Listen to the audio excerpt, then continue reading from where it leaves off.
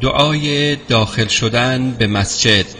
أعوذ بالله العظيم وبوجهه الكريم وسلطانه القديم من الشيطان الرجيم.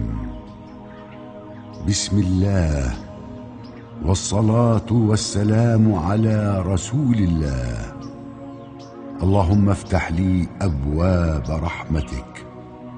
از ابو هریره رضی الله تعالی عنه روایت شده که رسول الله صلی الله علیه و آله و سلم فرمودند: هرگاه یکی از شما داخل مسجد شد، بر رسول الله صلی الله علیه و آله و سلم درود بفرستد، سپس بگوید: اللهم افتح لي أبواب رحمتك.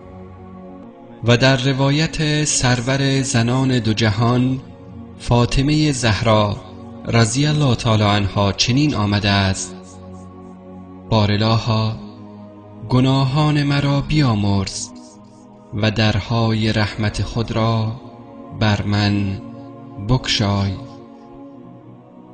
اعوذ بالله العظیم وبوجهه الكريم وسلطانه القديم من الشيطان الرجيم.